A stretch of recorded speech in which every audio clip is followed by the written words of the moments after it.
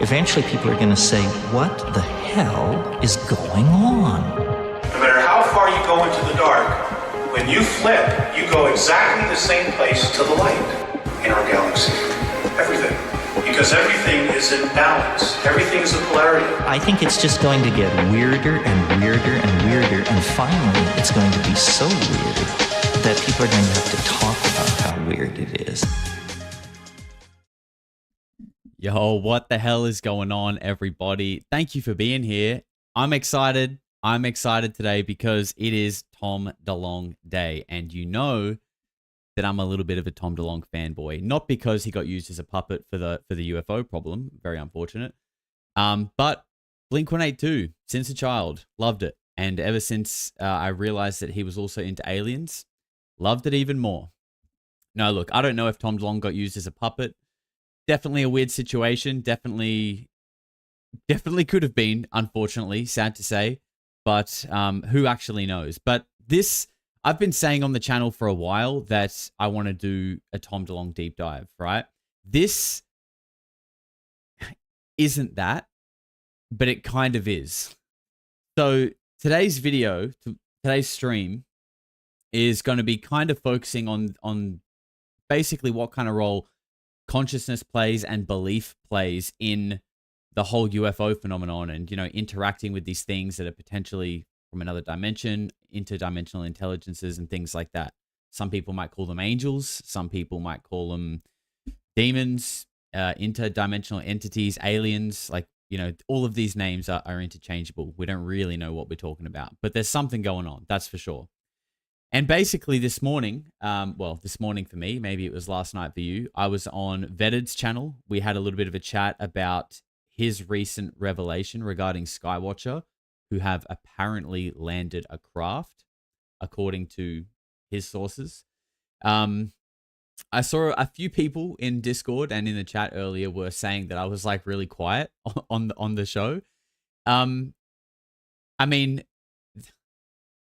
first of all, that's kind of my style. Like, it's not my show, right? I'm a guest. I was a guest on the show. And, you know, when there's lots of people around talking, I like to listen. I like to listen, and I only really feel the need to interject when I feel like I have something of value to add. So I actually really enjoyed it. Good work. You looked tired. Well, yeah, I was tired because it was an early start for me, but that's just the nature of doing podcasts with people on the other side of the world. Sometimes you're up ridiculously late. Like when I recorded Third Eye Drops with Michael, it was like 1 a.m. for me.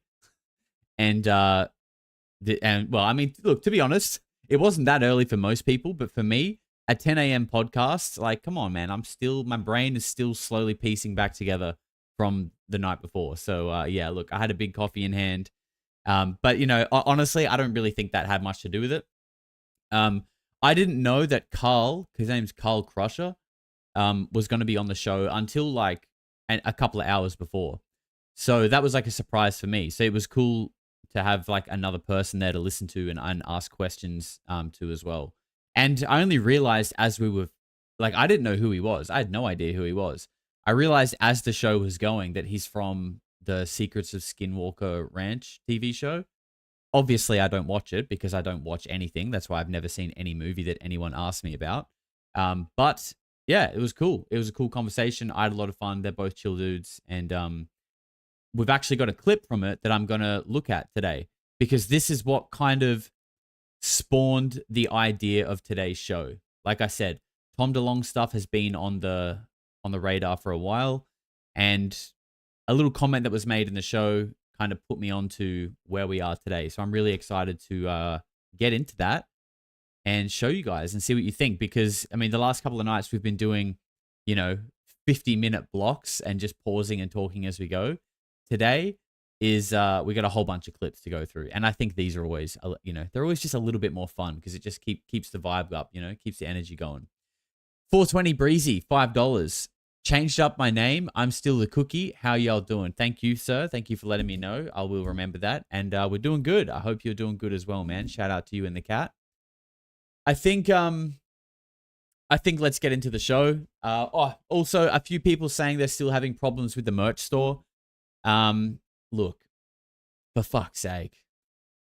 It's not your fault. It's not my fault. I don't know why people can't log on to it. Some people can, some people can't. I don't know why. It's very annoying. But I'm working on it. I mean, there's no issues with anyone who's purchased. The orders are going through fine. There's no issue there. But for some people, just can't get on. I don't know why. Yeah, just type it in, Rambo. People are saying they're typing it and it's still not working. So I don't know, mate. I just can't be fucked with it, to be honest. If I'm being completely honest, I just cannot be fucked. But we'll get there eventually. Yep. All right. Let's jump over to the Polarity TV. And let's kick off with, well, actually, look, why don't we say hello to Suki? Suki. Yep, there she is. Yep, say hello. Say hello. Hello. Yep, the cutest girl. Just in case anyone's wondering if she's still the cutest girl, yes, I can confirm she is the cutest girl. So let's kick off with this clip. This is me and Carl talking about the role your consciousness and your sort of vibrational state may play when people are interfacing or trying to connect with the phenomenon as a whole. Everything, even the ultimate fabric of reality, is built upon consciousness and awareness. And everything that occurs, there has to be a witness of someone there that is the observer and the understander of what's going on, the person that sees it and gets what's happening. And if that isn't there, then it's like it doesn't occur at all. And so to me, underneath it all, if they're demons coming from the underworld or spirit entities or aliens, you know, from another dimension or outer space, they all have to appear ultimately within you as the one who sees it and experiences it. And that's always going to be the case every time, no matter what it is. So to me, that's the common denominator. And that's what all the psionic friends that I have discuss all the time, those sorts of aspects and that connection with manifestation and quantum entanglement. We're all talking about hyper levels of the observer effect, like instant manifestation and communication and stuff with this phenomena. So I have a belief that's a no fear kind of attitude, where none of this stuff, even if it is demons, then these are my demons. They're just representations of my own subconscious problems that now here they are, and it's time to face them.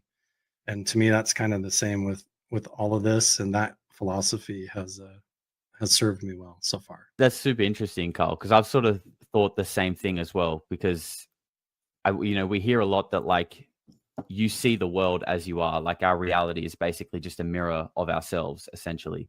And it makes me wonder that when people are doing these rituals, whether it's like psionics, whether it's like, occult practices to contact interdimensional entities, are we just going to, when people do this, is the result or whatever looks back at us actually going to just be a reflection of our own state of consciousness? I.e., if you're doing this from like a low vibrational place, like with, poor intentions, or you've got a negative out view of the world, you're going to get something dark that kind of manifests back at you. Whereas if you are coming from a place of love, light, all the good things, you're going to have a positive experience, but it's all through the same method. You just kind of get yourself staring back at you in another dimension, perhaps. I agree. And I would say, even at an extreme level, that's why people wonder, well, why are the UAP that Skywatcher is summoning, why did they look like floating brains or blobs or an egg or these strange organic shapes? It's like, well, if they're coming from focused subconscious minds and they're manifesting, and it's a form of communication from the universe itself, mirroring itself back at us, then you have a bunch of psionic assets focusing their inner subconscious. And of course you would have UFOs appearing like a brain or a pineal gland or the third ventricle or all kinds of strange organic and sacred geometric shapes. And it's all just different levels, like you said, looking into the cosmic mirror. But it's a different story, like you said, if one comes down and lands and you can go up and touch it.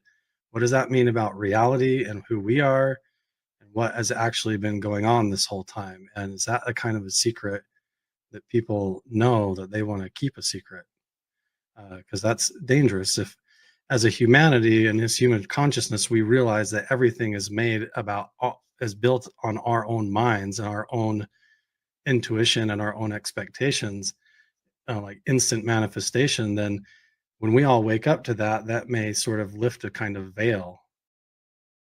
So there you go. The reason why I found this really interesting, because recently I've been quite a few times, and I think I'm gonna keep hammering this. I'm gonna keep running with it for a while, so be prepared to hear more about it.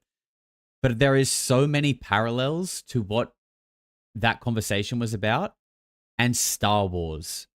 Seriously, like the Force in Star Wars is literally like it represents consciousness. I really do think that, and I almost want to do a whole video like talking about how similar, like even some of the things like Aleister Crowley talks about in a way, like not everything, but there is this like unifying force that is there that you can sort of align with.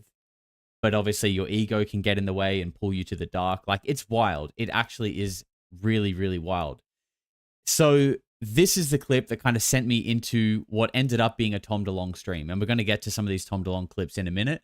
Just quickly, my achy balls just donated to $20 and says, been through the dark side of this phenomena and came out the other side without religion. My man, respect that. And thank you for the generous super chat as well. Look, no hate to anyone. Obviously no hate. I don't even need to say that. To anyone who is religious. Like, I think it can serve a great purpose, and all the power to you if it helps you live a better and more positive life. But I'm the firmest believer in that, like, everything you can get from religion, you already have inside you. You just need to be able to find it. And I think religion is kind of like a predetermined path, or like a set of training wheels that can help you find that thing. But you can find it yourself as well. Like, you don't need any external source. You are enough. 100%. Joshua says, Josh, have you even seen Star Wars? Hey, that's fair. That's fair. That's very fair of you to say, Joshua. But yes, I have seen Star Wars. I haven't seen I haven't seen the last two. And when I say that, I mean, like, obviously there's the original 3. Then they did like the prequel 3. And then they did the sequel 3. I watched one of those and I was like, nah, this shit's gone too Hollywood for me. But yes, I've seen the Star Wars that matters. Let's put it that way. Elle said, I don't get the whole vibration thing. It's an autism thing, I guess. Well, thank you, sir, for inadvertently highlighting my autism. But look, I get that. A lot of people, I get that. I'll give you my best explanation because, you know, we are dealing in realms that can be hard to grasp for sure. Even sometimes for me, like a lot of the time when I'm looking into this stuff, sometimes I might not be able to like fully wrap my head around a concept, but I can understand it enough to like take it in. And then almost over time, it begins to sink in. But how I can try and explain this to you quickly and simply is that the vibration thing, I believe, comes from the fact that at our like smallest cells, at our atoms, at their nucleus, they're vibrating. Like they literally are vibrating. So we are all actually vibrating like that. I think that's where that term comes from. And then when you get into frequency, when obviously like when you look at something vibrate, as you adjust its frequency, that vibration is going to change, right? Like a lower frequency is going to be a slower, drawn out vibration, right? But as you push up the frequency, it's going to start going like this. Okay. So then when we talk about lifting frequency, is going up to a positive place equals vibrating faster and higher. So hopefully that kind of explains it on a basic level to you on what people mean when they're talking about like vibration and frequency. And then I guess it's about tying that to your consciousness and your state of being. And then if you can come from a more positive place, that vibration is gonna lift, and you're then gonna see the world much differently, or through a more positive lens anyway. So I think to just put a bow on that first clip, we live in Star Wars. The Force is real. We're all Jedis. And Michael Aquino was Darth Vader. I think that basically sums up that clip. So let's jump into the next one. Because when I went hunting, this was one of the first clips I found. And I was like, oh my God, I'm right. Star Wars is real. Just quickly, before we do, Stevie 1992 with $10. What I found while getting older, organized religion is shit. I like it. But what can be described as Christ consciousness is 100% real, and there is a God, for me at least. Also, Star Wars, best movie. I agree with that too. I think I've said this before. Christ consciousness, and this is, again, I'm not religious. This is just my own interpretation and thoughts on things. The return of Christ consciousness, or the return of Christ, is actually return of Christ consciousness. And it is when humanity as a majority, because it's never going to be everybody, when humanity as a majority's frequency lifts up enough that we all begin to live, vibrate, and operate from a higher frequency, a higher level of consciousness, and it'll be a much better place to live. If we believe that heaven and hell is actually a state of being, a state of mind, then the return of Christ consciousness, i.e. the state of mind of the entire collective going up, it starts to make a lot of sense, right? It starts to make a lot of sense. All right, let's listen to Tom DeLonge, Validate Me. Well, the more you look into kind of the tip of the spear with the studies on consciousness, we're realizing that consciousness doesn't exist within the mind. Consciousness is a permeating force. It's literally like Star Wars. It's like the Force, you know, and it can be used for good or bad. So your body and your brain, your entire being is what they call a transducer of your environment. So you're like an antenna, and you're tuned into a radio station. And whatever you choose to think, or whatever station you choose to tune into is going to come through you and emanate out, and physical matter is created for an experience. So literally whatever you feel and think, quantum physics is now discovering that your physical reality is based on your thoughts. And in the movie, it's very much kind of got this backstory of we have to learn that, you know, fear and happiness and love and all these different things that we choose to dwell on is what's going to make your life experience. It's not a product of your thoughts. I just think that 1 minute clip there, obviously validating my own theories by someone who I've looked up to since a child, makes me feel good enough to want to dance. But also the fact that I just think what he's saying there is so important for people to understand. And like, again, going back to what I just said before, I fully get that, like, these concepts can be hard to wrap your head around, especially because, like, you don't get taught this shit in school. No one teaches you about consciousness and state of mind, and how if you, like, you literally can decide on the world you want to live in by taking control of your own thoughts. And, you know, is that, like, I don't want to be super negative, but, like, is that intentional? I probably feel like it is. That we have, like, that specifically isn't told to people. Because if people not only, like, understood that, but also, like, believed it, and that's what we're going to be getting into in the show as well, is, like, the power of belief. I just think, yeah, the world would be a radically different place. Yeah, you're right, Beth. Dr. Joe Dispenza is a fantastic source for this kind of stuff. He has a great book called Becoming Supernatural, but he also does, I mean, you can probably find heaps of his work probably just on YouTube, to be honest, but also he's got a lot on Gaia. He's got lots of great stuff, honestly, and he really explains this really well. And I just think this is really important for people to get, especially if someone feels like they're in a negative place, or like stuck in a rut, or just needs their life, you know, wants a big change in their life, but they're waiting for something to come and save them. They're waiting for something to come and help them. Once you realize that you're responsible for being in that rut, and that's okay. Like, that's okay. We've all been there. No one's perfect. But, like, once you realize it's your fault, now you have control. Because now you're like, oh, so I can also change it by beginning to think differently, and therefore having doing different actions, and therefore your exterior will begin to shift with those different thoughts and with those different actions.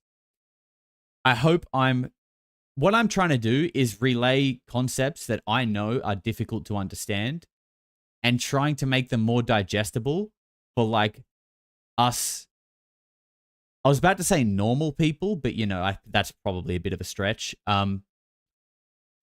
Trying to just relay it in like easy to understand terms, right? I'm doing my best out here, guys. But normal people, definitely not the right terms for this crowd. Not at all. All right, next clip. More Tom DeLonge talking about creating reality with your thoughts. What's interesting is on a quantum level, like everything in time is happening at the exact same moment, past, present, future. So what we see as physical reality, like look out your door and you see your street and the trees and other houses. But imagine if you kind of like just turn your head and it goes and you see that same location, but it's 1940. Turn it again and it's 1700. Turn it again, it's the year 3000. But it's the same place. And you can just kind of look through every timeline. That's all happening at the same moment. And what you end up actually seeing is all you believe is possible. That's not how it works. What they said is your brain is a transducer. So you're literally taking waves of potential, low frequencies, high frequencies, and you project them at the quantum level the instant that you look at something and think about it. And then it imprints it on a universal kind of hard drive that somebody else can now go to the location and see the same tree that you put there. So they're like, well, does a tree make a sound in the forest when it falls? No, it's not even there until a human is there to put it there. It's wild. So now they're going, oh my God. So if consciousness is literally the energy that is everywhere, that's omnipotent, the way we could say God is, omnipotent, the way we say God is. It's what my guy really needs to turn the mic down, the gain on his mic down when he coughs like that. Wow. Powers the atom. It's a sea of energy that powers the individual atom. That you're telling me that we can tap into that sea and our brain just pulls that fuel and we can project like war, a dictator, an abuser, love, happiness, a child, a tree. And so then they did all these experiments called the double slit experiment where they're shooting photons through one of two slits, like on a plate. Just one individual photon. They were like, it's only going through the slit that we observe. Like the scientists, if they were looking at the left slit, the photon goes to that one or the right one, but it was literally only to do with their mind. And on the plate that it would get collected on, it was dotting the plate, each one dot, dot, dot. It was a wave, waves of probability. It's all these crazy energy waves that only your brain can tune into. So when you tune into like a burrito, it's like Tom DeLonge couldn't have thought of a more like Southern California, San Diego bro example than a burrito when he's talking about like manifesting reality with your consciousness. And he used a fucking burrito. It's you're literally thinking and tuning into and getting rid of all the other staticky waves around it and getting a hi-fi signal to something you're imagining from the past or whatever you think. You're just imagining it. And then if you knew, you could actually materialize the burrito in your hand. But we don't know how to do that. But then a kid does it. Like kids like Edgar Allan Mitchell, I think I told you this a long time ago, when he went to the moon, he came back and he was just like, something about consciousness is a big deal. And he had this epiphany. So he started this, That's your boy, Josh? Oh, 100%. I mean, I love burritos, for sure. this institute called the Institute of Noetic Sciences or something. It's all about consciousness. So Edgar Allan Mitchell, a PhD, Apollo astronaut, gets all these other PhDs. And one of the first things they studied was Uri Geller was around TV, the psychic bending spoons in his fingers, melting spoons. They're going around. They kind of find out, is he lying? Is he not? We can't actually tell because we know he's lying here. Looks like he's really doing it here. So we don't really fucking know. But what we do know is when we go around all the houses of kids watching this dude on Johnny Carson, they don't know he's lying. So the kids are really doing it. So I don't know, look, he can do it, I can do it. Because no one told the kids it's not possible. That has to do with faith and belief and manifestation. Well, everyone knows, how do you manifest a good life? That sounds weird. It's new agey. No, it's actually physics. It's literally actually physics that on the very fundamental basic quantum level, the only way for a physical matter to exist is for a human to transduce the waves into physical matter. And if you don't, someone else will do it for you, and then you're kind of fucked, and then you live in a world that you can't mesh with, Isn't it crazy? Like, I love these kind of topics when we talk about how, like, our bodies and our minds are like the medium between like the world, reality, and our consciousness. And like this body, like Tom said, is a transducer that without it, like without observing, it actually doesn't exist. And obviously you could argue that someone else could be observing it somewhere and it exists, like they can see it, therefore it exists. But we are all kind of like living in our own individual version of reality. Like the way I see the world and interpret the world is going to be different to every single other person in the world. There's probably like a lot of overlap and a lot of overlapping similarities in, you know, general like consensus things that we can all agree on. But my own experience here on Earth, that my being is having, is completely individual and unique. And what's important to realize is that is the same for everyone. Everyone is having a unique individual experience. And that's why it's retarded when you get offended when someone else sees things differently to you. Because it's like, bro, they're not you. They've had different life experiences. They've done different things. They've seen different things. They've learned different things. Yes, we're all sharing like the same physical world, but their transducer, their brain, is probably wired very differently. On the inside, on the outside, we all look the same, and maybe that's why people are a bit confused. But on the inside, we are literally all having like a wildly different individual experience here. So we are literally creating reality, and everything is happening everywhere, all at once. So if you think of your brain as this little antenna, you can literally tune into your own life experience. But there's cause and effect and all these different natural forces. So if you want to be a rock star and that's all you tune in, maybe you'll get there overnight, but you'll be on drugs and you'll hurt people and you'll have a crash. Because at the end of the day, it's about your soul learning lessons and getting better and consciousness expanding, because all of us are having lessons.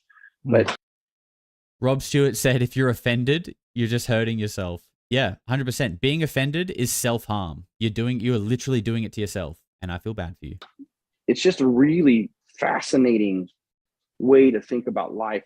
And this is like the latest stuff with neuroscience and physics and quantum physics. And UFOs kind of sit at the nexus of all of that. That's how I got into this stuff, because I was like, I want to know about the machines and who are the pilots. But really what you learn is these machines aren't coming from other planets. They're coming from time, you know, and then you go, why? Well, maybe we have a consciousness they don't have. So they can't like meditate and kind of cruise through all things at once. They have to use a machine to do it, you know?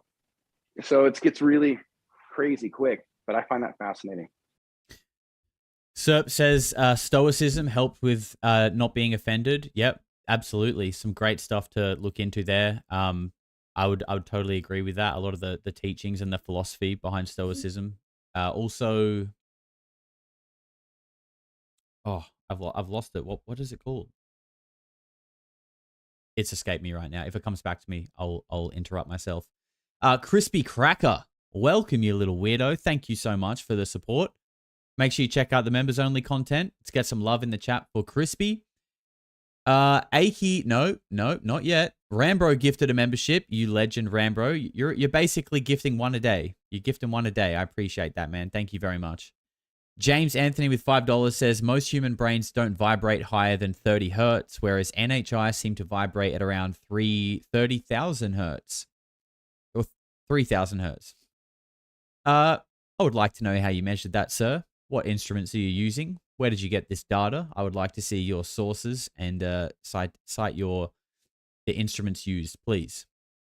Aki Balls is back with $5, and he says, we live in a virtual burrito.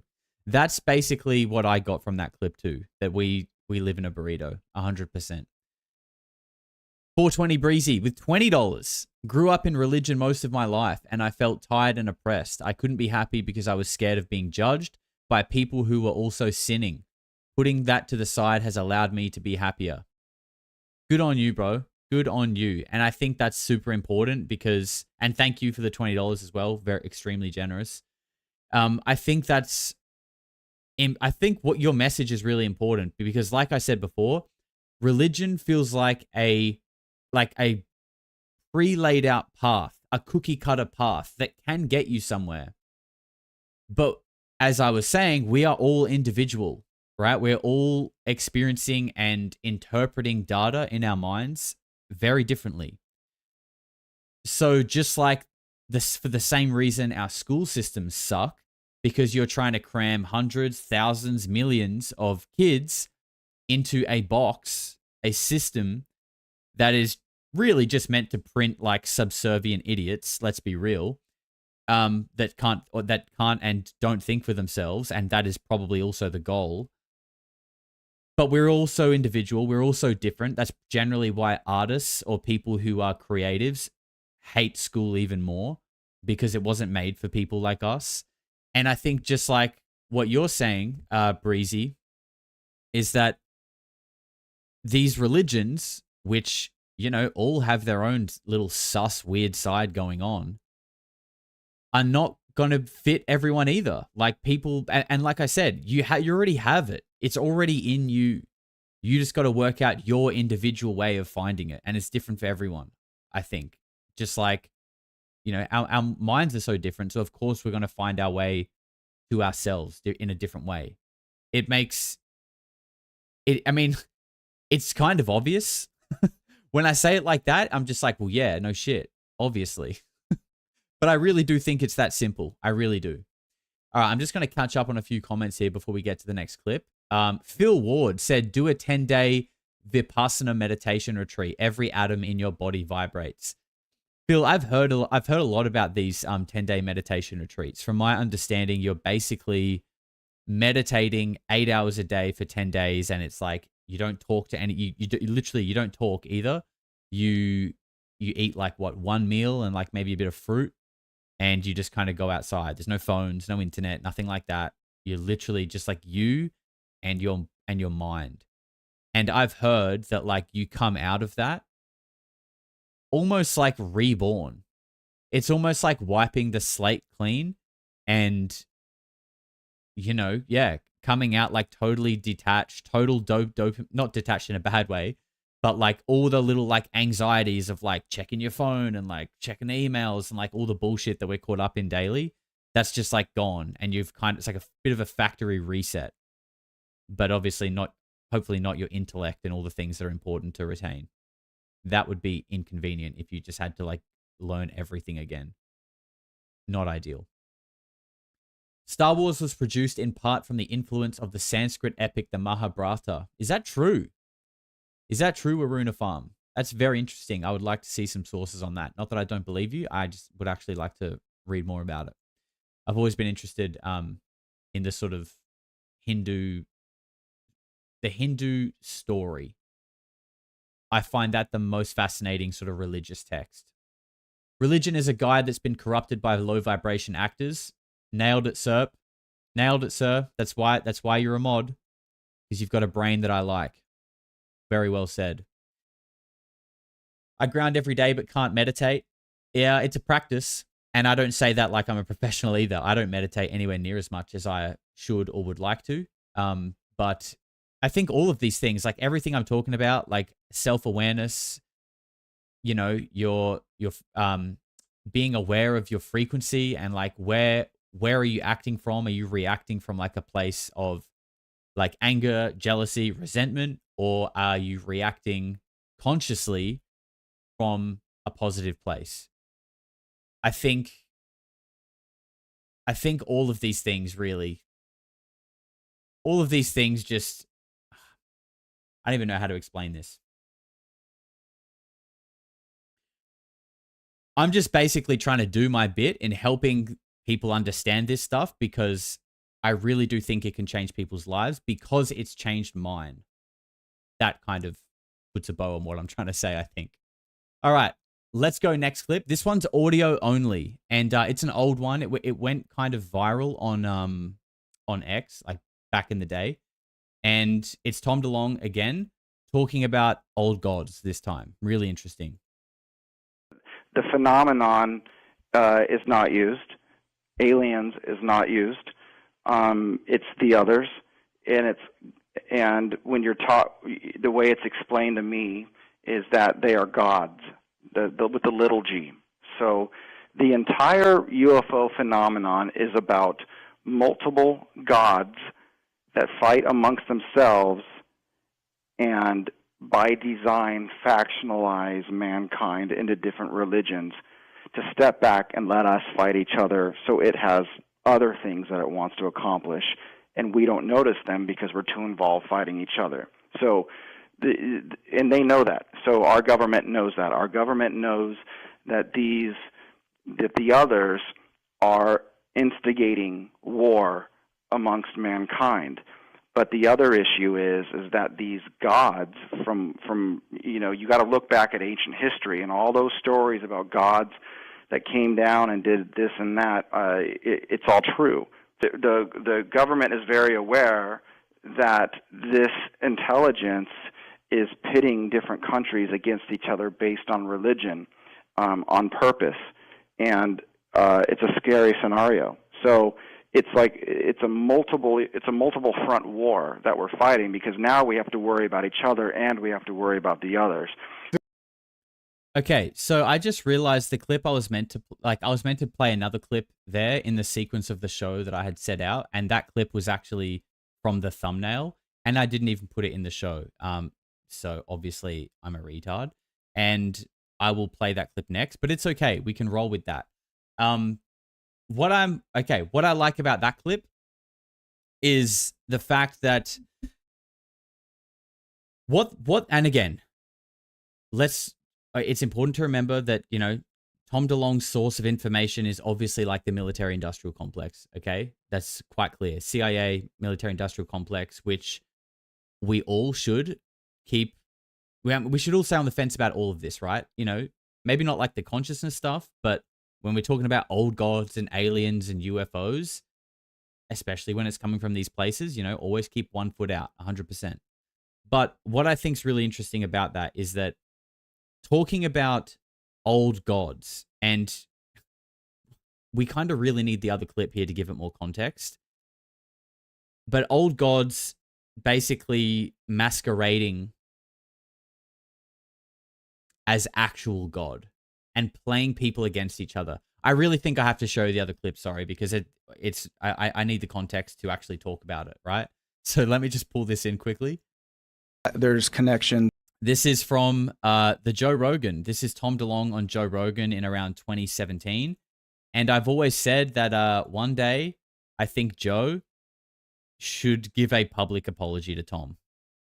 Because I think if whoever saw that, which I'm sure a lot of people here did, Joe was like pretty rude to Tom, because Tom was saying some pretty wild shit. And this is back in like 2017 when people weren't as acclimatized to these kind of concepts. But a lot of the stuff he said hasn't gone away. It's only gotten sort of more prominent. So, all right, let's take a listen to this, and then we can yap for a little while. Man, you won't even fucking believe it. I'll tell you that. You want to hear? Please. It? Atlantis. Atlantis, the sunken city? Yeah. There's a connection? There's a connection. What's the connection? That there's a very advanced group that left after a catastrophe and hung around in a small outpost here, and throughout time would push civilization forward, and that's who the Greek gods were. Whoa. Yep. So again, we're talking about old gods here, playing people against each other, and Tom is talking about Greek mythology being a reality. And that's why it's very interesting on the Roswell wreckage, there's Greek writing. Is there? There is. I've never seen any of the wreckage from Roswell. Have you? It's online. You see it. Type in Roswell wreckage. You can see it. Well, all I've ever seen is the dude standing in front of the bullshit, the weather balloon stuff, where they're laughing and yucking it up. Roswell wreckage, Roswell I-beam. You'll see it. And it's got these Greek markings. And the witnesses that were there did what do you call it? Where they go on oath and tell. So that actual I-beam showing the word Eleftheria, which means freedom in ancient Greek. Okay, so if anyone, I'm sure a lot of you guys did watch my interview with Frater Eleftheria, or like Lifting the Lamp, the guy that Matthew Brown referenced. He's a sort of occult practitioner, and I interviewed him, and he told me in that interview that Eleftheria, his name, Frater Eleftheria, was inspired by the wreckage on Roswell. And when he told me that, I was like, oh, okay, I've never heard of like hieroglyphics being found on the Roswell wreckage, first of all. And I mean, I obviously had, because I'd seen this, but I'd just, completely forgotten. And that when he was looking into this stuff, this was around the time when he was looking to pick his Magus name, which is like a name that they pick as a practitioner. And this is what inspired him. And I'm pretty certain that he feels, I don't want to speak for Frada, but I'm pretty sure that he does feel that him choosing this name and then being referenced by Matthew Brown, a UFO whistleblower, and being kind of pulled into this world, I think, look, I don't want to speak for him, but I think he would be feeling it as a very like synchronistic thing going on, and that name, him being shown and chosen that name, was for a reason. I feel like he would absolutely be feeling that way, for sure. Let's catch up on a few chats here. Kingsley with $5 says, it sounds lame, but love, compassion, and gratitude really does work to improve our lives and frequency. Also, chi is an interesting rabbit hole. Kingsley, I don't think it sounds lame, bro. I think it sounds logical and something that more people need to know. So, brother, put it on a t-shirt and say it louder for the people in the back. Chi, I don't know much about like Eastern esotericism and like those kind of practices, but is chi just like another way of talking about consciousness, like this sort of energetic field that we're all tapped into? Because I think it's like quite common that different cultures just have different names and frameworks for looking at things. And from the very limited thing that I do know, chi does kind of sound like it could be consciousness. People are saying life force, it's your life energy. So pretty similar. Spiritual energy. Interesting. Silent Slam with $2 says, your mum is an old god. She certainly is. Thank you very much, sir. And Nestor Sebastian Benitez, sir, you have just won the hero of the show. Congratulations. There is your medal. He's just gifted 20 memberships. That's actually crazy. That's a lot of memberships. So can we please get some love hearts in the chat for the 20 new freaks that have just joined the tribe? Make sure you guys check out the members only content. There's some cool stuff over there. Come and hang out in Discord. Get to know your fellow weirdos. It's always a good time, especially in the members section. So thank you very much, Nestor. Super, super generous of you. Appreciate that. So let's keep this clip going here. So where is that from, Jamie? Let me tell you. Want me? I don't know. It popped up when it. Well, I'm going to tell you something else. So okay. I went and met a former director of CIA and NSA. He was director of both. I won't tell you his name. And right when I sat down and told him about my book. Pull that picture up again. Look at those little hands. And right when I sat down and told him about this is a big deal. Okay, so I'm sitting with this guy. He was like, not that long ago, was director of CIA, and he went on to be director of NSA. Okay. Well, I think we can find his name. Maybe. But right when I sat down and told him about the book, you know what he says to me? What? He goes, I didn't read much science fiction as a kid, but I read a lot about Greek mythology. And looked me in the eye. I said, well, you're going to love the last page of my book then. He's all, am I? And when my book was about ready to go to pressing, I had a very important person call me up. He says, can you stop that pressing and maybe insert something about Greek mythology? And I said, I sure can. So something you got to realize is, for example, the 6th biggest defense contractor in the world, at least they used to be 6, is a company called Science Applications International Corporation, SAIC. Their headquarters are actually in San Diego. And in the front of the building, you have an obelisk coming out of a fake lake and 2... what did we hear about obelisks? Yeah, in the last couple of streams. There's another one. Atlantean on thrones. And they're both holding pyramids, and one says the past and one says the future. And they're 8-foot tall statues. It's fucking nuts, by the way. In SAIC, they went over to Lidos. Michael Hayden, former director of NSA and the CIA. What about it? No, that's not him. But I'm not gonna tell you if you try and find out. Look at you guys just fishing around over here. I'll say a name you blink. Yeah. I'll show you my. No pun Like intended. what you did there. That was cute. I'll show you my dick. Like if you Oh, get, wait. Yeah, there we go. if you You come get it across right or wrong. Not sure what. yeah, whatever you get, there's connection. So, classic Tom talk at the end there. There's connection. Whoops. What the building they're talking about as well? I wish I pulled it up because I've seen the photos. There is that building with an obelisk or an obelisk, which I've never heard it said that way before. With these 8-foot figures holding pyramids, with like one pointing up, one pointing down. It's kind of got this like as above, so below kind of vibe to it. It's super interesting, right? But what I was getting at with the clip that played before is that he's talking about these old gods, the Greek mythology, right? And that apparently on the Roswell crash, and let's not forget a multitude of other reported UFO crashes, like I believe the Kecksburg crash, the Aztec crash perhaps as well. The Rendlesham Forest craft also had hieroglyphics on it. The story of Randy Anderson seeing that weird technology, hieroglyphic holograms are popping up out of it. I'm sure you guys in the chat could probably even remind me of more. Like Deep Prasad's encounter with little gray beings. He says that he was being shown hieroglyphics and the only English letters that he could make out were DNA together. So it's really interesting, right? Especially when I sort of weave this into some other theories that I've talked to you guys about, in that if there was this advanced civilization that, let's look at Egypt. Obviously, they have technology to build these wild temples and these wild pyramids. And in these temples, they're full of hieroglyphics, right?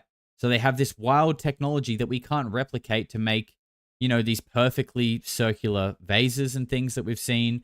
The pyramids are obviously the big one, but there's this sort of like weird technology that we apparently don't know about from these people who are using hieroglyphics, right? And there was perhaps a cataclysm. There was perhaps something that happened that they got reset. Maybe they went underground. Maybe something happened.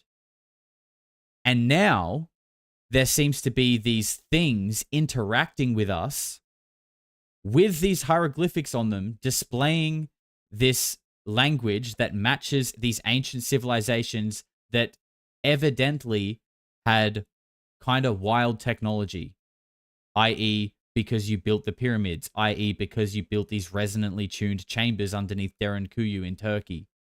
Like, if you did survive the cataclysm, where are you now? Like, that's kind of what I'm getting at here. Is it feels like if like the breakaway civilization could mean so many things, but I think like there could be aspects of our governments and beyond that we don't even know the names of, Illuminati, whatever you want to call them, that are sort of running the show from here. But again, the Hunger Games analogy, they could be District 2 or 3. District 1 could be the leftover Atlanteans, the leftover ancient Greeks that are the ones who had the craft with ancient Greek writing that says Eleftheria on it. And they could be like operating from a small section of the earth. Now that's a super tinfoil hat thing to say, but let me just go a little bit deeper on it before I stop yapping. I really think that there could be, and look, I have no evidence for this, by the way. I'm literally just talking shit. So if you believe what I'm saying, that's absolutely on you, but I'm going to continue. I really think that it's plausible that there could be a small section of land, like call it an island or just a small bit of land somewhere. It could even be Antarctica. Yes, Britt, you read my mind. We could even be talking about Antarctica. I think there could be a place on Earth where this civilization is based, either on the surface or under the ground, where they are a small but advanced civilization pulling strings from wherever they are. And because there are plenty of places that planes don't ever fly, that boats don't ever really go near. Like the world is a massive place. The world is massive, and you realize that when you do just a little bit of traveling, go on some hikes, go see some amazing places, and it just gives you that visual perspective of like, you are literally just a grain of sand. We are all just grains of sand. Like, the world is huge, and obviously our galaxy is even bigger, right? So I really don't think it's that, well, it sounds far-fetched, but if, as Tom DeLonge said, you know, all points in space and time kind of exist, the future and the past is kind of existing now, they're just kind of concepts, then if that is true, I really think that that theory could have some weight to it, that this advanced civilization that built the pyramids, that uses hieroglyphics, potentially has this technology. And the reason why it's suppressed on our side is because it maintains the power balance. And it keeps us in District 10, out in the burbs, and it keeps them in District 1, and everything stays in a nice, unhappy balance. Unhappy for us. Thank you for coming to my TED Talk. You will get a free discount for a mental health home on the way out. Thank you. Erlen, celebrating 2 months as a member. Hot damn, I'm back. Josh, did you watch Tom's movie Monsters of California? Erlen, you know, because we did this Tom DeLonge stream, I was honestly going to do a movie night and play that movie after this because I feel like it's so fitting with the themes that we're talking about, and obviously it's Tom DeLonge's movie. But honestly, bro, I'm a little tired. I'm a little tired tonight. I am. Vetted had me up early. All right. If you got a problem, go and blame Vetted. I had to get up at 8 a.m. for him. No, not really, but I am tired. I mean, it's not really his fault. I was up at 8 a.m. though. Brandon says the Pacific Ocean is so big that if you look at it from any angle from 30,000 feet, you can't see any land masses. Yeah, Brandon, I literally spoke about this the other week. Go on Google Earth, flip the globe around to the Pacific Ocean. You can't see any land. Any land. None. Like, I mean, if you zoomed in, you could probably see like Hawaii and some other insignificant islands. But I'm joking, by the way, relax. But like when we're talking about proper land masses, like you can't see any. So, you know, and the fact that all of these USOs and orbs seem to be coming from the ocean, and this is leading perfectly into where this show is going.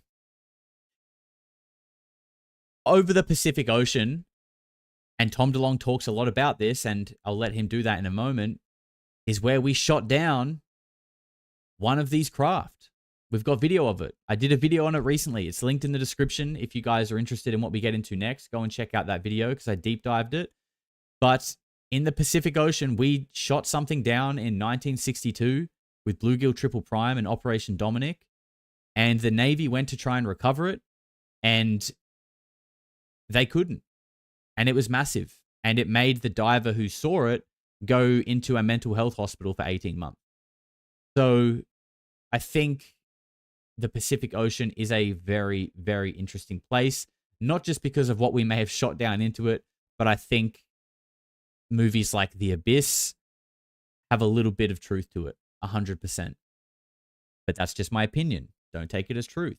Do your own research. All right, let's listen to Tom DeLonge talk about basically what I just said. Before we do, though, Andy celebrating 7 months as a member. My man, Andy. Thank you very much, bro. One of the OGs. I appreciate you.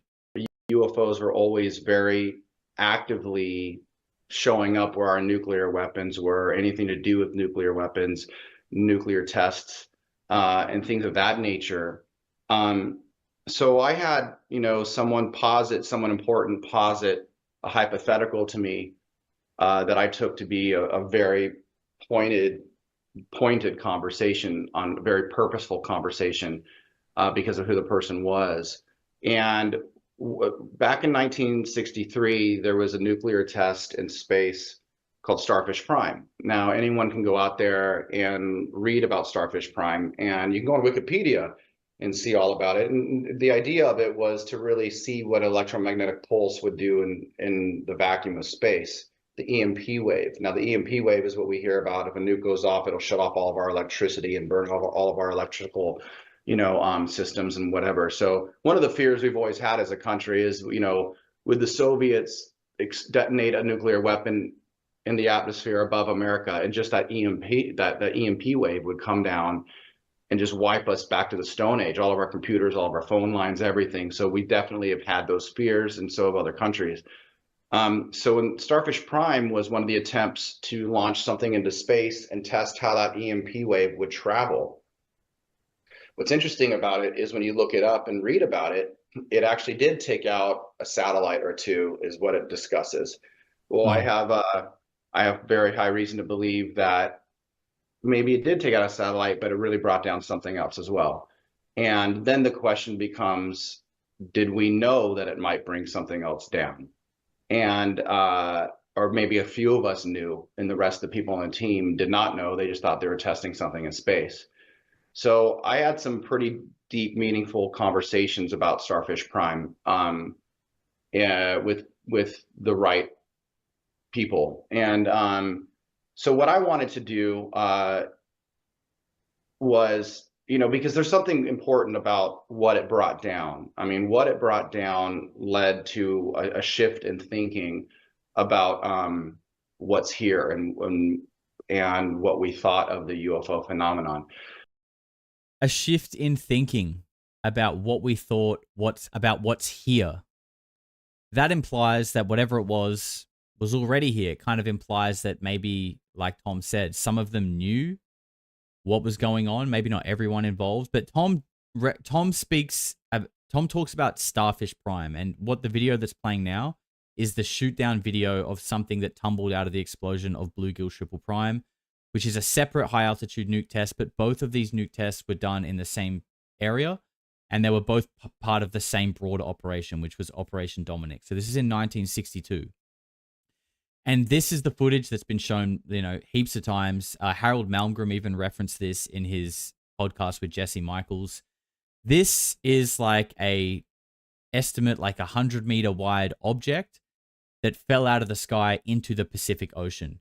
And like I said, the deep dive video that I did is linked below, but this has been combed through, and there is evidence to back up, and I'm about to show you, that this thing that tumbled into the ocean here at ground zero of this nuclear detonation was basically swarmed on by the Navy to try and salvage it. And that's what I'm going to show you in just a moment after I catch up on a couple of chats. I'm scrolled up here, but that's okay. Antarctica is the spot. It absolutely was Atlantis, says Sean. Yeah, I know people can go to Antarctica, but there is something weird about the fact that there is some, international treaty, I don't know. Call me a conspiracy theorist. That would be very fitting, but I think there's something to that. We need a Khazarian Mafia emoji. We do. I really do need to update the YouTube emojis because we can fit way more now. I love it when you go deep, Josh. Yeah, that's what she said. Thank you, Ali. Appreciate that. There are many locations that would make sense. I totally agree. There's so much space. There's so much space for these Oh, I've lost my spot. Oh, well. There is so much space in this world for things that we have no idea about to be going on in secret. I really do think that there could be so much going on that we have no idea about, because remember, our entire perception of reality is created through our media. Just actually think about the fact that if you didn't have YouTube, if you didn't have the news, if you didn't have a TV or a computer, what would you think reality is? You would think it's just watering your garden, maybe seeing your neighbor, going to your job. No one's connected to the internet or has a TV though, so what are you talking about? Just stuff at your little job. You don't know really anything. You might know other countries exist. You wouldn't know what's going on there, which is crazy, right? Which is crazy when you realize how worked up people get and how outraged and how offended people get over stories that are happening overseas, over stories that aren't actually directly affecting your life. It's only affecting your life because you're turning on a machine that's allowing it to seep into your brain. That's the only way it affects your life. And you think, I mean, I'm not saying these things aren't real, but it wouldn't be real. It wouldn't be real if you didn't turn your TV on, is what I'm trying to say. Because it almost kind of goes back to what Tom was saying before and like the double slit experiment, right? It only becomes what it is once it's observed. And I think the same applies to like all of the bullshit on the news. And I've tried to argue this with people before and say like, you know, turn the news off. You don't need to be like pummeling this garbage into your mind. Like you're literally self-harming by just listening to this anxiety-inducing bullshit. And the usual rebuttal is something like, oh, but it's important to know what's going on around the world. Is it? Because it kind of seems like it's giving you anxiety, bro. Kind of seems like it's ruining your life, actually. So maybe if you just switched it off and realized that you don't have to worry about that stuff and you can just enjoy a more simpler life, maybe you would find life is a lot better. And this is what I'm saying is like people don't realize how much of your brain capacity is consumed by things that are pumped into you from the airways. And obviously I understand the irony because I'm literally doing that to you right now. But just like with your diet and your food, you need to be conscious of what you consume. People say you are what you eat. I think you look like what you eat. You are what you consume. Like if you watch Sky News and Rage Bait and Love Island and things for idiots and morons, you'll probably behave like an anxious, angry idiot moron because that's what's coming into your mind. You know what I'm saying? Just a little bit of, be a little bit conscious about what you put in your brain because you only have one, and when it's cooked, it's cooked. So don't cook your brain too early. You know what I'm saying? This is polarity wisdom. Don't cook your brain too early. Put it on a t-shirt. Connect with 27 Swedish krona. Hit me with the new sticker. I appreciate you, sir. Thank you very much. All right. So as I was saying, this thing that we can see here tumbling out of the explosion is something that fell into the Pacific Ocean from the Bluegill triple prime test. And if you haven't seen it and you want to know more, go and check the video out. It's linked below. But I did do a deep dive on this thing. Now, this whole saga has been corroborated by 3 people. This is a paper that was written by Jeff Cruikshank, who is an Australian intelligence or ex-Australian intelligence official, Karen Gallaudet, and Rear Admiral Tim Gallaudet, who I'm sure we're all very familiar with. We're going to hear from him in a moment. And obviously Karen Gallaudet is his wife, and she's also a Navy diver. Okay, so these people know exactly what they're talking about. They even quote Tom DeLonge here at the start of the paper, saying the Soviets knew that we did this nuke test. They were probably in the room with us when we did the test because there was a small group of people on both sides during the Cuban Missile Crisis that were trying to do exactly what they did, which was fly swat some bugs out of the sky. And this is like a 50-page document here. You can find the link to this PDF in the description of the video that's linked below. I would highly recommend it if you are interested in this kind of stuff because it's very meticulous. It's got deck logs. It's got all the details that corroborate that these aircraft carriers and these ships that were equipped to salvage things from the bottom of the ocean and Navy divers, they were all there. They were all there for something. And there's also like weird cover-ups in the deck logs as well. And this is all the whole video that I did. Here you can see some of the deck logs and stuff like that. The video that I did was mainly on the audio testimony, right? And the audio testimony was from someone who spoke to, now this is not really him, this is just an AI rendition, but it serves a purpose, who spoke to this guy here. Again, this is not actually him, relax.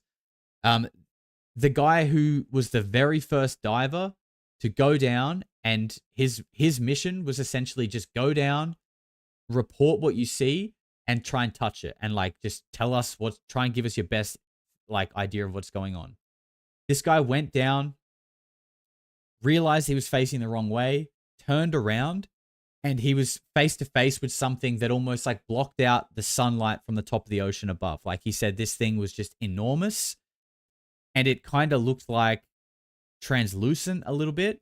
And when he went to touch it, his hand went into the object, like elbow deep into it. Don't make any jokes. Hand went in about elbow deep. And once he did that, the whole thing illuminated. And he said that inside of it, he began to see like shadowy beings inside. And that he basically ripped his hand out, panicked. And, you know, these guys are trained to encounter sharks, encounter all kinds of wild things, right? They're trained to stay calm in these situations. This guy shit the bed. He probably literally shit his diving suit. He vomited in it. That's part of the story. And you can see there, this is in those old school diving helmets, right? So he's vomited in his diving helmet. And he got up, was like visibly shaken, disturbed. And they were basically like, nah, bro, you're going back down. Like, this is your job. Go back down. And he was like, nope, I'm not going. Like, I don't care. I'm not going. Fire me. I don't care. I'm not going. And he didn't go. So, and then he got admitted to a mental health hospital for 18 months. And in these deck logs here that were corroborated by Tim Gallaudet, Jeff Cruikshank, and Tim's wife, Karen, show that this guy's military history, I could be getting this slightly wrong. I apologize if I am, but from memory, this guy's military records, the diver, have been altered. And there's like some weird sort of like things that don't quite add up that seem to be a cover job for the 18 months that he spent in a mental health asylum or whatever, right?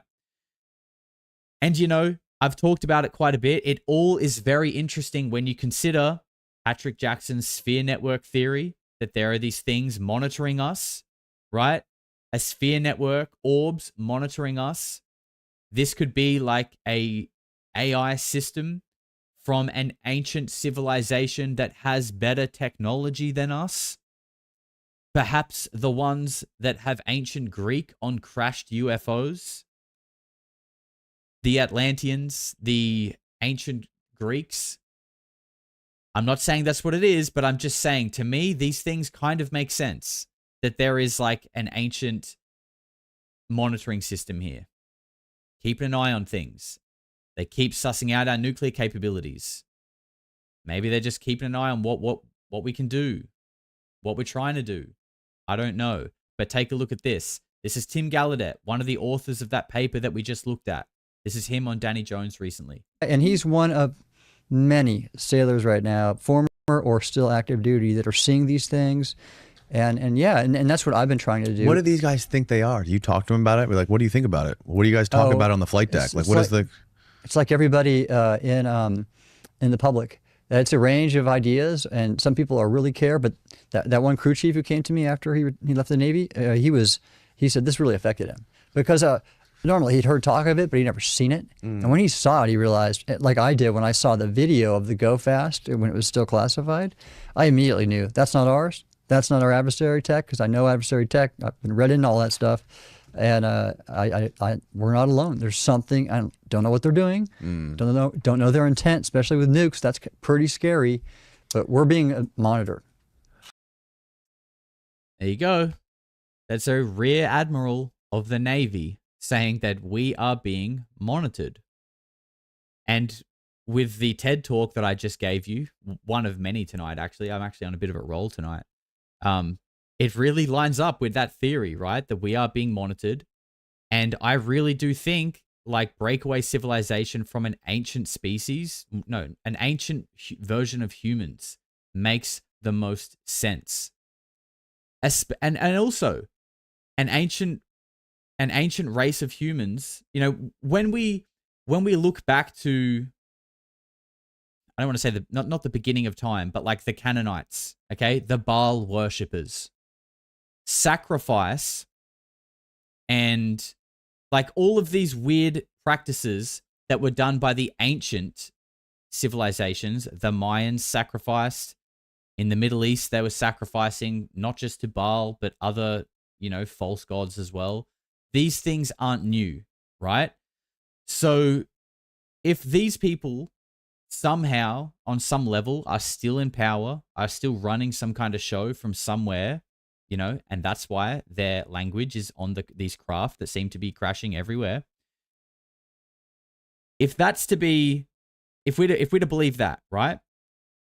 It also then makes a bit more sense that the people who are in the upper levels of, say, our district of society, the people running Hollywood, the people controlling the messages that get put into your TVs and your airways, also seem to be doing the same thing. Because there are victims of satanic ritual abuse and all this kind of weird shit, sex magic being used for negative and, potentially positive as well. But the idea that, your sexual energy and your life force is actually very powerful. These concepts and ideas in like our level, it's like we are intentionally bred to think that it's all just silly. It's all just like make-believe, magic isn't real, whatever.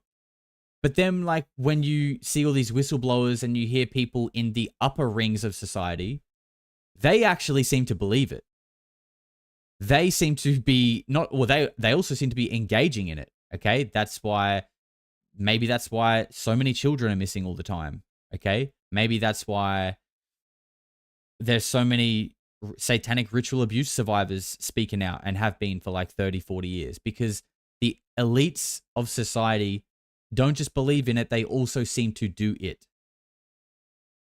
And this traces right back to potentially, the people who built the pyramids, where a really powerful technology seemed to be present, because the pyramids seem like not just their building and design is a marvel in itself and hard to replicate, but it seems like they serve some kind of purpose which we don't even really understand today. And then, you've got the Egyptians with their obelisks, their love for the representation of the phallus. And then you've got the obelisks out the front of the Vatican, out the front of Congress. You've also got these weird Egyptian symbolisms all over American currency and NRO badges, and I've spoken about this so many times. But do you understand what I'm saying? Hopefully you do. Because to me, look, there's a fine line between connecting dots and having schizophrenia. I totally get that. But like when I look at this stuff, it's just kind of like, it just feels obvious to me. It feels, not that I can like detail everything specifically, but like I can see the pattern. I can see a trend here. And it all just kind of seems to make sense. But I also may be schizophrenic, so keep that in mind. Stevie OG, 1992, with $5, says, in my opinion, Danny Jones was very unprofessional and unprepared in and for this interview. Look, Stevie, I think Danny Jones gets that criticism on almost every single podcast that he does. And I think the reality probably is because he's so big that his producers probably just book the guests, and the night before he probably does a quick little once over on like who's coming in tomorrow, what are the questions, what does he do, where's he from, and he does the podcast. And there's nothing wrong with that. He's obviously worked hard to build his platform, but I think the fact that like that's his level of prep is kind of evident in his product. But he's killing it. He's got millions of subs, so what, fair play to him. So, we're being monitored. 1962, it seems like we took something down that might have shifted the way we think about the UFO problem, and it might have shifted what we thought about what's here already. Rashid says phallus worship is ancient. Yep. Still prevalent too. On some corners of the internet. So with that being said, not the phallus thing, the other thing about you threw me off, Rashid, about a 1962 shootdown changing the way we think about things, okay? Let's just remember that, and let's take a look at these 3 different lines from President Reagan. Now, this is 3 different speeches, so I'll try and adjust the volume on the fly because it may change. I couldn't help at one point in my discussions privately with General Secretary Gorbachev, when you stop to think that we're all God's children, wherever we may live in the world, I couldn't help but say to him, just think how easy his task and mine might be in these meetings that we held if suddenly there was a threat to this world from some other species, from another planet, outside in the universe. We'd forget all the little local differences that we have between our countries, and we would find out once and for all that we really are all human beings here on this earth together. Well, I don't suppose we can wait for some alien race to come down and threaten us, but I think that between us we can bring about that realization. In our kind of a weird thing to say, right? That like, do we need to wait for them to come down and threaten us?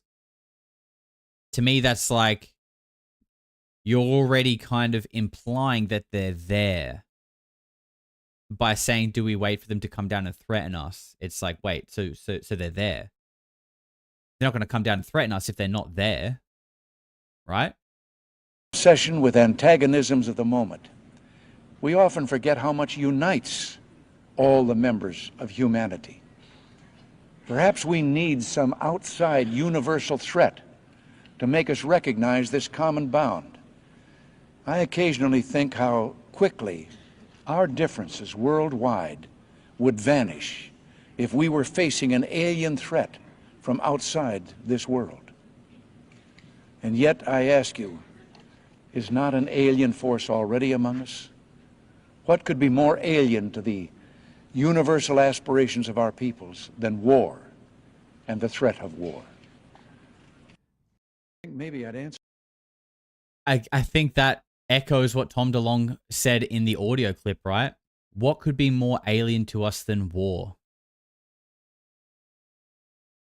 It makes a lot of sense what Tom said, that we are, that each countries and religions are like, we're being manipulated against each other by some kind of higher intelligence or some kind of something that has far more advanced technology than us, is manipulating countries, leaders, and religions and pitting them against each other. Because it is wild that we literally have been in a war of some kind since World War II. Like, that to me is not human. Humans don't do that. And that could be like naive of me to say that, and maybe it is. But like, I don't know. The constant killing, the constant war seems inhuman to me, or maybe even non-human. It this way, I keep, in my frustration sometimes, you know, actually, if you count some of the things going on in smaller countries and all, there have been about 114 wars since World War II. But I've often wondered, what if all of us in the world discovered that we were threatened by a power from outer space, from another planet? Wouldn't we all of a sudden find that we didn't have any differences between us at all? We were all human beings, citizens of the world, and wouldn't we come together to fight that particular threat? Interesting stuff, right? This is a former president, and you know, they are 3 separate speeches, by the way. I think each of them are about a year apart, but you know, he's really hitting on the same themes there. And I believe this is like late 80s ish. I'm not 100% sure on that. But, you know, he's really alluding to the idea that, like, people need to, or people would come together if they knew that there was something attacking us is not the right word, but like, because it's not like we are being attacked, right? We're not being attacked in like a direct sense. We're not being attacked in a sense of how we would maybe imagine, you know, like a War of the Worlds, or like, you know, the aliens are here landing and now it's humans versus aliens. Like, it's not like that. It's like humanity's being subverted. We've been subverted, and we're being like attacked from within. And for the perfect cheesy closer, that's why disclosure comes from within, right? Because literally when you realize that warring with each other and hating each other and being offended and just like being the way most people are today is the essence, and like it propagates the problem. And it comes back to like awareness and consciousness and like realizing that you see the world as you are and that we all have differences, but we're all human and we're all just kind of trying to work shit out in our own way. If people could understand that, like if, and you know, I'm not saying this is going to happen because it's always such a wild thing to happen. It would be great. But if all the armies in the world just put down their guns, what happens next? Obviously, the answer is we can't put down our guns because then we're, you know, vulnerable to them. But what if something happened around the world where everyone's state of mind just got like an electric shock and people were just like, hang on a minute, what the fuck am I doing? Why am I going to kill someone that I've never met because some random old dude told me to? What the fuck am I doing? Like, imagine if that happened around the world. The world would change. It'd be Golden Age time, baby. It'd be Golden Age. Not Golden Axe. That was a great Sega game, but the Golden Age. Toxic Fart with $2. Phallic worship hand in hand with Baal worship. Yep, I mean, you could say phallic and Baal worship definitely go together. Heru is back with $10. Says, good evening, Josh and Suki. Just your friendly, demitted 33rd degree Mason dropping by to say hello. Just an ongoing supporter of the channel, and no, I'm not Josh's handler. So you guys might remember Heru dropped in a couple of streams ago announcing that he was a demitted 33rd degree Mason, and understandably so. We pushed back on him, and I said, sir, I'm going to need to see a little bit of evidence of that. And I want to make it loud and clear that Heru did provide the evidence and a very detailed description of his experience.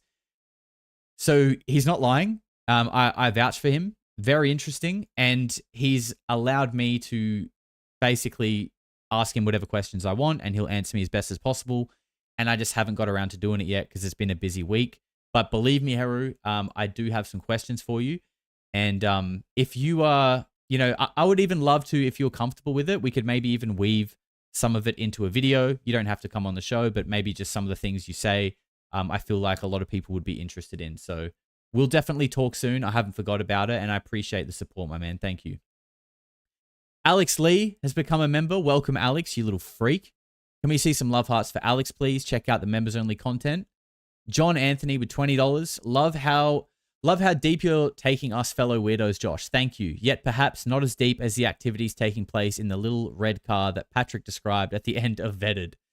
Yeah, maybe not that deep. But hey, who knows? Who knows? Only Patrick has that footage, so we'll never know. And I think I'm comfortable with not knowing that conspiracy. I think I'm okay with that. Yeah. Thank you, John. I appreciate that, bro. $2 from Motionless HD. Cheers, going to gym, but wanted to say what's up. Thank you, bro. Have a good sesh. Get a good pump. I respect that. $2, my man. And Al Lester with 10 says, Josh, I keep coming back to the little season. It just explains a lot of people's behavior and the world in general. Maybe this big event is the end of that. I know what the little season is, but I don't feel like I'm well versed on it enough to really comment on it properly. However, it does seem like this is like a super dark thing to say, but like it does kind of seem like the devil, and I don't think let's not say the devil because I feel like that's a bit like religious and a bit cheesy, but it feels like evil has a grip on the world, or at least the West. I just want to say the West, not to like point the finger, but to give hope that like it's not as bad everywhere. But I could be naive there, and I could be completely wrong as well. Could be completely wrong. But when you look at the things that are pushed through our airways, and that which comes into our mind, which, as we've learned at church today, creates the reality that you have and the experience that you have in this world. When you realize that all the things that are pumped through those airways into your mind that affect that kind of induce anxiety, and we've never had more mental health problems ever than we have right now. When you realize how championed, very low vibrational things and content and ideas are, and how prevalent they are, and like socially acceptable they are, you have to realize that at some point up the chain, that is a conscious decision. It has to be a conscious decision. Someone allows that to happen. And I don't buy the fact that you just didn't know you were giving everyone depression and anxiety and making the world an extremely difficult place to live for the average person. Like, I just don't believe that. I believe it's a conscious decision, because I don't really believe in coincidences at all. So that is why I'm of the belief that I do think evil at least has a grip on the West. Maybe not run the West, because, you know, that's pretty dark, but it has a grip. But I don't, yes, exactly. Free will is a big thing as well. And I think that sort of can begin with awareness. Once you are aware, the power comes back to you, because when you're not aware and you're just getting your mind pumped full of Love Island and all the other garbage that gets put on TV that makes you just feel like you live in a degenerate society. Once you get that self-awareness and you take back the power, you just take back the control, because evil cannot affect free will. I really do believe that. But people can walk into it unknowingly, and I think that's the trick. I really do think that's the trick. But at the end of the day, it's all a state of mind, and you're the one that has control of that. Achy Balls, sir, this is like your third or fourth chat tonight. Thank you very much. He says, does Haru have the time to answer what is truth? I mean, maybe he does, but I feel like your question is quite vague. What do you mean by that? What is truth? Are you asking, like, is truth subjective or is truth objective? Like, is that what you're sort of getting at? Vague question, but I will back my man Haru, because I've read what he wrote me, and it was a very well written, well thought out, long message. And yeah, he is who he says he is. So it's something that I'm looking forward to digging into. I've got one more Tom DeLonge clip, and I wasn't sure if I was going to play it for you guys, because it's a bit of a bonus clip. It's a clip that I was looking forward to putting in the actual Tom DeLonge deep dive that we do one day, because it's an old clip of Tom DeLonge, but it kind of shows him talking about UFOs back in the day, and it's really just for a bit of fun, but I thought it would be a cool way to end the show. Before we watch it, though, Al Lester, $5, my lunch break, episode 134, watch it. Yes, sir. I'll add it to the list. I've actually thought about watching some My Lunch Break on the channel, because he does do some really cool content. If that's something you guys think would be cool to watch together, let me know. We'll do it, because yeah, I want to get into Tartaria. I know that might be a bit far for some people, but you know, the only prejudice I'm holding on this channel is Flat Earth. I won't show Flat Earth on this channel, but I'll pretty much go everywhere else. Pretty much literally everywhere. Doesn't mean I believe it, but like I'm interested in hearing what you got to say. 100%. All right, bonus Tom DeLonge clip here. This, if there's any Blink fans in the chat, this is from a DVD that came out. I'm gonna say 2001, called The Urethra Chronicles Part 2. And as a 14-year-old boy, I used to watch this DVD on repeat until my friend borrowed it, but actually stole it from me. But that's high school, because I stole my friend's RuneScape gold, and I denied it to this day. You know, that's how the world goes round. You know what I'm saying? You steal your Blink DVDs, I steal your RuneScape gold. Hey, we're all friends at the end of the day. Deb Hughes with $20. Deb didn't leave a message, but thank you very much. I always see your name in here, and it means a lot. Thank you very much.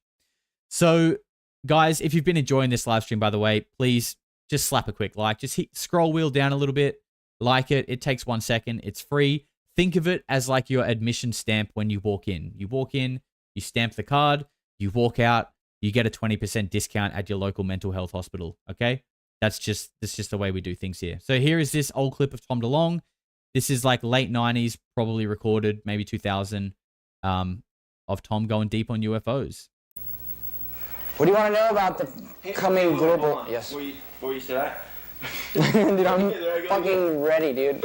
So, oh shit, you want to get me started on UFOs? But just that one story. All right. Well, I have a friend that's been working to out like the secrecy of UFOs for like 10 years. And I met up with him on the East Coast, and I asked him what he was doing, wondering if there's anything I could do to help or whatever, and he spent 10 years filming like over 500 top secret witnesses that work for the government. And they all work for like, you know, everywhere from CIA to Lockheed Martin to Boeing Corporation to the Defense Intelligence Agency, the NSA, and the NRO. These are all like spy agencies and stuff, and all these people are talking and they're on camera. Like, the audio is horrible, by the way, but can we also just point out that, like, you know, Tom DeLonge, decked out in his Atticus gear, which, you know, so much respect. He's talking about, like, the NRO and shit in, like, 2000. Like, I just want to highlight that, like, you know, this guy was, like, super deep. It wasn't just, like, he was interested in little green men and he was in a rock band. Like, he was deep, and he has been for a long time. Because they understand that this videotape is what's going to get them to be able to testify in front of Congress. And so they're all talking about a lot of things about aliens and UFOs from people that were in charge of like our whole nuclear missile inventory. They were in charge, people that worked at like NORAD and all this stuff. And this one guy's talking because he used to work for the Air Force, and they're called the Blue Berets, and they work for a nuclear like cleanup task force. And so they get these pages and they'd fly all over the earth, and if there was like a nuclear warhead that's leaking or something's going wrong, they were the only ones that had top secret clearance high enough to like fix and contain the area where our own nuclear weapons are, because like no one's allowed to see them. But he was one of a few people that would get his page and they'd fly across wherever, the continent or whatever, and they would land, and instead of there being like a nuclear warhead, there would be like a crashed UFO and alien bodies and stuff, and he was on this crash retrieval team, and he talks about all these stories that he's talking about crash retrieval teams and like guys in like this blue clad camo, you know, and he's talking to people like who are like one step removed from these people. Kind of wild, right? Like when you look at this and like how deep he was and who he knew back then, this is early 2000s, like it's kind of wild. Ryan says he was all up in it. Yep. Ali says, oh yeah, super deep. Say it again, Josh. Ali, I think you need a cold shower tonight. Yep. Definitely need a cold shower. Same narrative as today with Congress. Yep. Testifying in front of Congress. It's crazy, isn't it? It's crazy. What does Tom know for real? He's probably got more info on P. Diddy than anyone should ever know. You know, actually, I mean, I don't know about that. I don't know about the P. Diddy thing, but I've heard, and I almost don't know if I want to know more than this about this, but I've heard that Tom DeLonge is a Freemason. And as a bit of a Tom DeLonge fanboy, I should know this.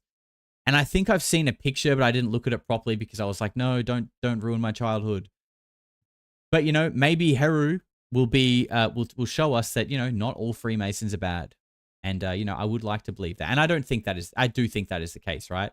I don't think all Freemasons are bad, but it does seem that at some level they are part of the greater control structure, 100%. All right, we got 4 minutes left on this clip. He used to get bodies and the actual hardware, and he was the one that was responsible for make sure it gets shipped down to like Wright-Patterson Air Force Base and to the Nevada test range where Area 51 is and stuff. And he talks of another time where he was in the Pentagon. This is the story you want to hear. Where he's at the Pentagon, and his boss comes into him, takes him into a certain area where they go down these stairs to an elevator.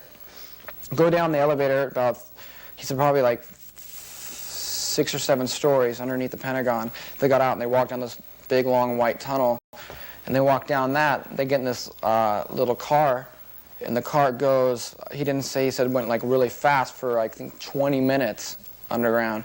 They get out and they walk through another white tunnel, and his boss looked at him and said something. He said something like, "Things aren't always like as they seem," or something. It sounds like a movie, but this guy is like testifying on camera, and pushes him through these two double doors. And at that time, he's going, "Why is this guy fucking around?" It's actually kind of probably, it's making me mad. That's what I think he was thinking. But he fell this time after he kind of pushed him, and he got up, and then he saw like this desk, and he saw two military officers, and right in the middle on this desk was this little short human being looking type of thing with bigger black eyes. And he said instantly every like little bit of emotion, fear, pain, like happiness, everything came out at the exact same time. And I don't know, and then he woke up in his boss's office, and his boss was trying to make him say that it never happened. But he did that, and has spent his whole career working with like these beings and stuff, and he's testifying on camera. Fuck. It's kind of wild, right? Like, it sounds like he's talking about what Phil Schneider spoke about, like underground maglev trains. And he went in and saw a being, and he's talking about all of these emotions coming out at once. We do hear like similar themes in a lot of like encounter stories. I would love, the number one goal of this channel, it's not the goal, but like if I ever got to interview Tom DeLonge, my gosh, that would be amazing.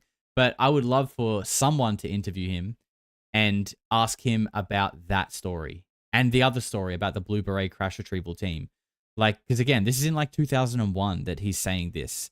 I would love to hear his take on it now, and if he can say more, or I would love to hear him talk about it again, because what he's saying here, it's like I have no idea really like what he's referring to. I should take you in another room and show you my little collection of UFO books and videos. The testimonies of all the people on these tapes here, and all the people on those tapes comprise there's 136 hours of interviews of people testifying about their jobs that dealt with aliens in the military. My rad books on the secret architecture of our nation's capital. The whole thing's set up, it's all creepy. It's weird. So I know that, you can see he's got a lot of books, and I know Tom has said that he, when he was touring and they would just be in their tour bus for hours and hours, this is what he would do. Just read constantly. I have the JFK assassination book. The CIA and the mob killed one of the best presidents of all time. I have it in this book. It's crazy. Can you believe it? I know so. How do you Evidence is there, dude. Give me 2 pieces of evidence. 2 pieces of evidence? Yeah. That his brain was missing when he went to the hospital, and then the doctors weren't allowed to do any kind of weird examinations because the generals shut him down. You know why? Because there's other bullet holes in the guy's body because there's more than one shooter. It's crazy. They talk about everything. The architects of the underworld, it's all about the monuments and pyramids on Mars and the mathematical geometrical shapes and there's all these pyramids and stuff on Mars, and they make all these weird angles and stuff, but those angles are the key to tetrahedral physics. And once you That's from the intro, by the way, little Tom clip there. That's from the intro. understand the science of that, that's the secret to space travel and time travel. And what's even more interesting, the big defense contractor that does all the UFO stuff, for the military and the government, is in La Jolla. And out in front of their building, they have 2 8-foot-tall Egyptian statues, and one is holding a pyramid in his hand, and it says the past, and one's holding a pyramid in his hand, and it says the future. And they're big bronze statues in front of this company. In this company, I have on one of these tapes a girl testifying how they put billions of dollars or millions of dollars into UFO-related programs, and they create them, and they're fake. So when they get audited by the General Accounting Office of the United States government, it just looks like all the money's going into fucking more helicopters, but it's really going into UFO-related programs. And there's Egyptians in front of the building, dude, holding pyramids and saying the past and the future. I have people from the government talking about aliens. They're fucking real, you son of a bitch. There you go. That's your bonus clip. And what he's speaking about there is exactly what he spoke about on Rogan. The obelisk, the Atlanteans holding pyramids. It's wild, right? And I just think it's so cool that, like, it's important to realize that a lot of this stuff that he talks about isn't just CIA fed information from 2017 and TTSA. It's from his own research. You know, he's not just a puppet. And, you know, I do think he got used in some capacity.